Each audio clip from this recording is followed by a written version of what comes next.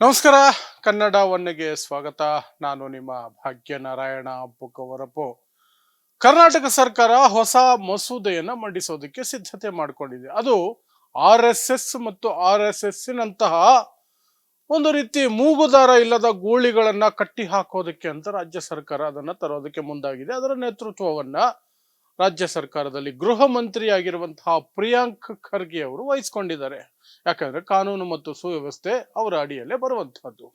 So ನಿಮಗೆ ಗೊತ್ತೇ ಇದೆ, ಪ್ರಿಯಾಂಕ್ ಖರ್ಗೆ ಅವರು ಮೊದಲಿನಿಂದಲೂ ಸಹ RSS ಹಿಂದೆ ಬಿದ್ದಿದ್ದಾರೆ. ಯಾಕೆಂದ್ರೆ ಅದೊಂದು ಲೆಕ್ಕ ಕೊಡದಂತಹ, ನೋಂದಣಿ ಮಾಡಿಕೊಳ್ಳದಂತಹ, ತನ್ನಿಚ್ಛೆಗೆ ಏನು ಬೇಕಾದ್ರೂ ಮಾಡಿಕೊಳ್ಳಬಹುದು ಅನ್ನುವಂತಹ ದುರಹಂಕಾರದಲ್ಲಿ ಬದುಕ್ತಾ ಇರುವಂತಹ ಒಂದು ಗುಂಪು. ಆ ಗುಂಪು ಏನೆಲ್ಲ ಮಾಡುತ್ತೆ ಅನ್ನೋದು ನಿಮಗೆ ಗೊತ್ತೇ ಇದೆ. ಸೊ ಅದನ್ನ ಕಟ್ಟಿ ಹಾಕೋದಕ್ಕೆ ಅಂತಲೇ ಒಂದು ಮೂಲ ಉದ್ದೇಶ ಇಟ್ಕೊಂಡು ಬೇರೆ ಗುಂಪುಗಳು ಸಹ ಆ ರೀತಿಯ ಗುಂಪುಗಳನ್ನು ಸಹ ಕಟ್ಟಿ ಹಾಕೋದಕ್ಕೆ ಹೊಸ ಮಸೂದೆ ತರ್ತಿದ್ದಾರೆ. ಅದೇನು ಅಂತ ಸಂಕ್ಷಿಪ್ತವಾಗಿ ಆಮೇಲೆ ವಿವರಿಸ್ತೀನಿ. ಆದರೆ ಆ ಮಸೂದೆ ತರ್ತಾ ಇರೋದಕ್ಕೆ ಪ್ರಿಯಾಂಕ್ ಖರ್ಗೆ ಅವರಿಗೆ ಯಥಾ ಪ್ರಕಾರ ಬೆದರಿಕೆಗಳು. ಈ ಬಾರಿ ಯಾವುದೋ ಪುಡಿ ರೌಡಿಗಳಿಂದ ಅಲ್ಲ, ಯಾವುದೋ ಒಂದು ಗುಂಪಿನಿಂದ ಅಲ್ಲ, ಸದನದ ಒಳಗೇ ಇರುವಂತಹವರು, ವಿಪಕ್ಷ ನಾಯಕ ಅಶೋಕ್ ಕಡೆಯಿಂದ ಬರ್ತಾ ಇದೆ. RSS ಎದುರಾಕೊಂಡ್ರೆ ಮನೆಯಿಂದ ಹೊರಗಡೆ ಬರೋದಕ್ಕಾಗೋದಿಲ್ಲ, ಹುಷಾರ್ ಅಂತ. ಸೊ ಅದಕ್ಕೆ ಪ್ರಿಯಾಂಕ್ ಖರ್ಗೆ ಅವರು ಸಹ ಪ್ರತಿಕ್ರಿಯೆಯನ್ನು ಕೊಟ್ಟಿದ್ದಾರೆ. ಸೊ ಅವರ ಪ್ರತಿಕ್ರಿಯೆ ಏನು ಮತ್ತು ಈ ಮಸೂದೆ ಏನಿದೆ ಅನ್ನೋದನ್ನ ಆಮೇಲೆ ನೋಡೋಣ. ಮೊದಲಿಗೆ ಪ್ರತಿಕ್ರಿಯೆ ಏನಾಯ್ತು ಇದು. ಇಂತಹ ಒಂದು ಮಸೂದೆ ತರ್ತಿದ್ದಾರೆ ಅಂತ ಗೊತ್ತಾದ ತಕ್ಷಣನೇ ಕುಂಬಳಕಾಯಿ ಕಳ್ಳ ಅಂದ್ರೆ ಹೆಗಲು ಮುಟ್ಟು ನೋಡ್ಕೊಂಡಂಗೆ ಬಿಜೆಪಿಯವರು ಎಗರಾಡ್ತಾ ಇದ್ದಾರೆ. ಇದು RSS ಕಟ್ಟಿ ಹಾಕೋದಕ್ಕೆ ತರ್ತಾ ಇರುವಂತಹದ್ದು, RSS ಮೇಲೆ ಕಣ್ಣಿಟ್ಟು ತರ್ತಾ ಇರುವಂತಹ ಮಸೂದೆ ಅಂತ. ಬಟ್ ಆ ಮಸೂದೆಯಲ್ಲಿ ಎಲ್ಲಿಯೂ ಸಹ ಒಂದು ಗುಂಪಿನ ಹೆಸರು, ಸಂಘಟನೆ ಹೆಸರು ಯಾವುದೂ ಇರ್ಲಿಕ್ಕಿಲ್ಲ. RSS ಅಂತ ಮೆನ್ಷನ್ ಇರೋದಿಲ್ಲ. ಯಾವುದೇ ಗುಂಪು, ಯಾವುದೇ ಸಂಘಟನೆ, ಯಾವುದೇ ಸಂಘ ಅದನ್ನ ಪಾಲಿಸಬೇಕು ಅಂತ ರೂಲ್ಸ್ ತರುತ್ತೆ. ಆ ರೂಲ್ಸ್ ಏನು ಅಂತ ಆಮೇಲೆ ಹೇಳ್ತೀನಿ. ಸೊ ಅಂತದ್ದು ತರ್ತಿದ್ದಾರೆ ಅಂದ ತಕ್ಷಣನೇ ಇಲ್ಲ ಇದು RSS ವಿರುದ್ಧನೇ ತರ್ತಾ ಇರೋದು, ನಮಗ್ ಗೊತ್ತಿಲ್ವಾ ಯಾರು ಕ್ರಿಮಿನಲ್ಗಳು ಇಲ್ಲಿರೋದು ಅನ್ನೋ ರೀತಿಯಲ್ಲಿ ಬಿಜೆಪಿ ಅವರು ಇದು RSS ವಿರುದ್ಧನೇ ತರ್ತಾ ಇರೋದು ಅಂತ ಅಶೋಕ್ ಇತರೆ ಬಿಜೆಪಿಗರು ಎಗರಾಡ್ತಿದ್ದಾರೆ. ಈ ಹಿಂದೆಯೂ ಸಹ ಸಾಕಷ್ಟು ಬಾರಿ ಬಿಜೆಪಿ ನಾಯಕರು ಏನೇನೋ ಕಥೆಗಳನ್ನ ಹೇಳ್ಕೊಂಡು ಓಡಾಡ್ಕೊಂಡಿರ್ತಾರೆ. ದಲಿತರನ್ನೇ ಮುಂದೆ ಬಿಟ್ಟು ಜಿಗಜಿಣಗಿ ಅವರ ಮೂಲಕನೇ ಬೆದರಿಕೆ ಹಾಕ್ಸಿದ್ರು. ಬದುಕೋಕಾಗತ್ತಾ RSS ಎದುರಾಕೊಂಡು? ಯಾಕೆ ಬೇಕು ದಲಿತರಿಗೆ ಅಂತೆಲ್ಲ. ಈಗ ಸ್ವತಃ ವಿರೋಧ ಪಕ್ಷದ ನಾಯಕನೇ ಹೇಳಿದ್ದಾರೆ, RSS ಎದುರಾಕೊಂಡು ಮನೆಯಿಂದ ಆಚೆ ಬರೋಕ್ಕಾಗೋದಿಲ್ಲ ನಿಮಗೆ ಅಂತ ಪ್ರಿಯಾಂಕ್ ಖರ್ಗೆಗೆ ಬೆದರಿಕೆ. ಆ ಬೆದರಿಕೆಗೆ ಪ್ರತಿಕ್ರಿಯೆ ಕೊಟ್ಟಿರುವಂತಹ ಪ್ರಿಯಾಂಕ್ ಖರ್ಗೆ ಏನ್ ಹೇಳಿದ್ರು? ಪ್ರಿಯಾಂಕ್ ಖರ್ಗೆ ಹೇಳಿರುವಂತಹದ್ದು, ಪ್ರತಿಯೊಬ್ಬರು ಸಹ ಕಾನೂನು ಪಾಲನೆ ಮಾಡಬೇಕು. ಅಂತಹದೊಂದು ಕಾನೂನು ತಂದ್ರೆ ಕುಂಬಳಕಾಯಿ ಕಳ್ಳ ಅಂತ ಹೆಗಲ್ ಮುಟ್ಟು ನೋಡ್ಕೊಳ್ಳೋದು ಯಾಕೆ? ಅದು ಒಬ್ಬರನ್ನೇ ಗುರಿಯಾಗಿ ಮಾಡ್ಕೊಂಡು ತರೋದಲ್ಲ, ಇಡೀ ವ್ಯವಸ್ಥೆಗೆ ತರುವಂತಹದ್ದು ಅಂತ ಹೇಳ್ತಾ, ಇದು RSS ಗೆ ಹೇಳಿರೋದು ಅಂತ ಹೆಗಲು ಮುಟ್ಟಿ ನೋಡಿಕೊಳ್ತಿದ್ದಾರೆ ಅಂತ ಪ್ರಿಯಾಂಕ್ ಖರ್ಗೆ ವ್ಯಂಗ್ಯ ಆಡ್ತಾರೆ. ಆ ಮುಂದಕ್ಕೆ ಹೋಗಿ ಬರ್ಕೊಳ್ತಾರೆ ಅವರು ತಮ್ಮ ಸೋಷಿಯಲ್ ಮೀಡಿಯಾದಲ್ಲಿ. ಏನಂತ ಬರ್ಕೊಳ್ತಾರೆ ಅಂತಾರೆ, ಕುಂಬಳಕಾಯಿ ಕಳ್ಳನಿಗೆ ಕದ್ದವರಿಗೆ ಮಾತ್ರ ಹೆಗಲು ಮುಟ್ಟಿ ನೋಡಿಕೊಳ್ಳುವ ಆತಂಕವಿರುತ್ತದೆ, ಸ್ಪಷ್ಟವಾಗಿ ಹೇಳ್ಕೊಂಡಿದ್ದಾರೆ. ಆ ನಂತರ ವಿರೋಧ ಪಕ್ಷದ ನಾಯಕ ಅಶೋಕ್ RSS ಎದುರು ಹಾಕಿಕೊಂಡರೆ ನೀವು ಮನೆಯಿಂದ ಆಚೆ ಬರಲು ಆಗೋದಿಲ್ಲ ಎಂದಿದ್ದಾರೆ. ಈ ಬೆದರಿಕೆ ಮಾತುಗಳು ಹಿಂದಿನ ಅರ್ಥ ಏನು ಅಂತ ಕೇಳಿದ್ದಾರೆ. ಆಮೇಲೆ ಮುಖ್ಯವಾದ ಪ್ರಶ್ನೆ ಕೇಳಿದ್ದಾರೆ. ಈ ದೇಶದ ಪ್ರತಿಯೊಬ್ಬ ಪ್ರಜೆಯೂ ಕೇಳಬೇಕಾದಂತಹ ಪ್ರಶ್ನೆ, ನನಗೆ ಗೊತ್ತಿರೋ ಹಾಗೆ. ಅದು ಏನು ಗೊತ್ತಾ? RSS ಭಯೋತ್ಪಾದಕ ಸಂಘಟನೆಯೇ? RSS ಭಯೋತ್ಪಾದಕ ಸಂಘಟನೆಯೇ ಅಂತ ಪ್ರಿಯಾಂಕ್ ಖರ್ಗೆ ಕೇಳಿದ್ದಾರೆ. ಆ ನಂತರ ಅವರೇನು ಅಂಡರ್ ವರ್ಲ್ಡ್ ಮಾಫಿಯಾದವರ, ಪ್ರಶ್ನಿಸಿದವ್ರನ್ನೆಲ್ಲ ಮುಗಿಸೋದಕ್ಕೆ ಅಂತಲೂ ಸಹ ಕೇಳಿದ್ದಾರೆ. ಅದಾಗಿ ಮುಂದಕ್ಕೆ ಅವರು ಬರ್ಕೊಳ್ತಾರೆ, ಇಂತಹ ಬೆದರಿಕೆ ಹಾಕ್ತಾ ಇದ್ದಾರೆ ಅಂದ್ರೆ RSS ಎನ್ನುವುದು ಕ್ರಿಮಿನಲ್ಗಳ ಸಮೂಹ ಇರಬಹುದೇ ಅಂತ ಮತ್ತೆ ಇನ್ನೊಂದು ಪ್ರಶ್ನೆ ಕೇಳ್ಕೊಂಡು, ನಾನು ಮನೆಯಿಂದ ಆಚೆ ಬರುವುದಕ್ಕೆ ಸಂವಿಧಾನದ ರಕ್ಷಣೆ ಇದೆ, ನಾನು ಮುಕ್ತವಾಗಿ ಮಾತನಾಡುವುದಕ್ಕೆ ಬಾಬಾ ಸಾಹೇಬರು ನೀಡಿದ ನೈತಿಕ ಧೈರ್ಯವಿದೆ, ನಿಮ್ಮ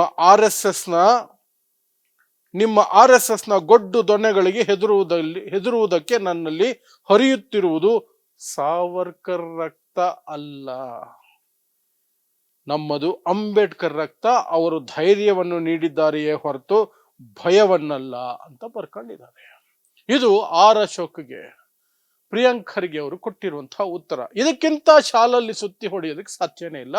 ಆದರೆ ಬಿಜೆಪಿ ಮತ್ತು RSSಗೆ ನೀವು ಶಾಲಲ್ಲೇ ಸುತ್ತಿ ಹೊಡೀರಿ, ನೇರವಾಗೇ ಹೊಡೀರಿ, ನೇರವಾಗೇ ಉಗ್ಗಿರಿ, ಸೂಚ್ಯವಾಗಿ ಉಗ್ಗಿರಿ ಅಂತ ಏನು ವ್ಯತ್ಯಾಸ ಏನಾಗಲ್ಲ.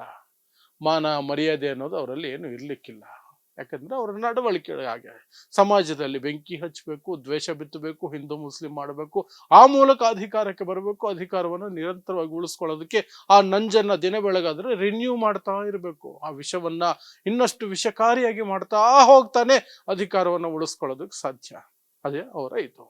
ಇನ್ನು ಇಷ್ಟೆಲ್ಲ ಬೆದರಿಕೆ ಹಾಕ್ತಿದಾರಲ್ಲ, ಈಗ RSSಗೆ ಯಾಕೆ ಪೆಟ್ಟು ಬೀಳುತ್ತೆ ಅಂತ ಬಿಜೆಪಿಯವರು ಹೆದರ್ತಿದ್ದಾರೆ. ಬಿಜೆಪಿಗೆ ತಂದೆ RSS, ತಮ್ಮ ತಂದೆಗೆ ಪೆಟ್ಟು ಬೀಳುತ್ತೆ ಅಂತ ಮಕ್ಕಳೆಲ್ಲ ಸಿಕ್ಕಾಪಟ್ಟೆ ಟೆನ್ಷನ್ ಆಗ್ಬಿಟ್ಟಿದ್ದಾರೆ. ಯಾಕೆ? ನಿಮಗೆ ಗೊತ್ತಿದೆ, ಪ್ರಿಯಾಂಕ್ ಖರ್ಗೆ ಮೊದಲಿನಿಂದಲೂ ಸಹ ಒತ್ತಡ ಹಾಕ್ತಿರೋದು RSSಗೆ ಉತ್ತರ ಕೊಡಿ ಅಂತ ಕೇಳ್ತಿರೋದೇನಂದ್ರೆ, ಯಾಕೆ ನೋಂದಣಿ ಮಾಡಿಸ್ಕೊಳ್ಳಲ್ಲ, ಈ ದೇಶದ ಕಾನೂನನ್ನ ಯಾಕೆ ಪಾಲನೆ ಮಾಡಲ್ಲ, ನೀವು ರಿಜಿಸ್ಟರ್ ಮಾಡ್ಕೊಳ್ಳೋಕೆ ನಿಮಗೇನ್ ದಾಡಿ, ಬರೋ ದುಡ್ಡು ಎಲ್ಲಿಂದ ಬರ್ತಿದೆ, ಅದು ಹೇಗೆ ಖರ್ಚಾಗ್ತಿದೆ, ಎಲ್ಲಿ ಹೋಗ್ತಿದೆ, ಯಾರಿಗೆ ಹೋಗ್ತಿದೆ, ಈ ಪ್ರಶ್ನೆಗಳನ್ನ ಪ್ರಿಯಾಂಕ್ ಖರ್ಗೆ ಈ ಹಿಂದಿನಿಂದಲೂ ಕೇಳ್ತಿದ್ರು. ಈಗ ಗೃಹ ಸಚಿವರಾಗಿದ್ದಾರೆ, ಈಗಂತೂ ಪಟ್ಟು ಹಿಡಿದು ಕೇಳ್ತಾ ಇದ್ದಾರೆ.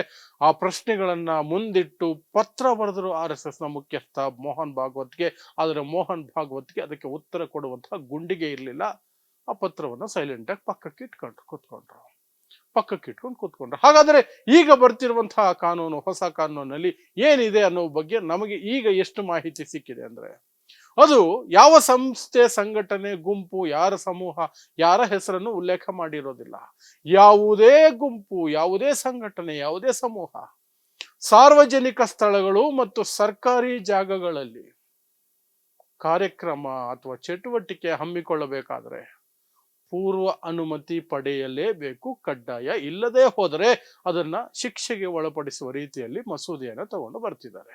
ಅಂದ್ರೆ ಇವರು ಕಂಡ ಗ್ರೌಂಡ್ಗಳಲ್ಲಿ, ಪಾರ್ಕ್ಗಳಲ್ಲಿ, ಸ್ಕೂಲ್ಗಳಲ್ಲಿ, ಸ್ಕೂಲ್ ಗ್ರೌಂಡ್ಗಳಲ್ಲಿ ಮಕ್ಕಳನ್ನು ಕೂರಿಸ್ಕೊಂಡು ಹಿಂದೂ ಮುಸ್ಲಿಂ ವಿಷ ಬಿತ್ಕೊಂಡು, ಆ ಚಡ್ಡಿ ಹಾಕೊಂಡು, ಕೋಲು ಸುತ್ಕೊಂಡು, ಲಾಠಿ ಸುತ್ಕೊಂಡು ಕಬಡ್ಡಿ ಆಡಿಸ್ತೀವಿ, ಕ್ರಿಕೆಟ್ ಆಡಿಸ್ತೀವಿ ಅಂತ ಸುಳ್ಳು ಹೇಳಿ ಅವರಲ್ಲಿ ವಿಷ ಬೀಜ ಬಿತ್ತುವಂತಹ, ದ್ವೇಷ ಬಿತ್ತುವಂತಹ ನೀಚತನಗಳನ್ನ ಬೋಧಿಸ್ಕೊಂಡು ಅವರನ್ನ ನಿಧಾನಕ್ಕೆ ಶಾಖೆಗಳ ಕಡೆ ಎಳ್ಕೊಂಡು ಹೋಗೋದಕ್ಕೆ ಅಲ್ಲಲ್ಲಿ ಎಲ್ಲಿ ಜಾಗ ಸಿಕ್ಕವರು ಕೂತ್ಕೊಂಡ್ಬಿಡ್ತಾರಲ್ಲ, ಅದಕ್ಕೆ ಬ್ರೇಕ್ ಬೀಳುತ್ತೆ ಅನ್ನೋದೇ ಬಿಜೆಪಿಗೆ ಆತಂಕ.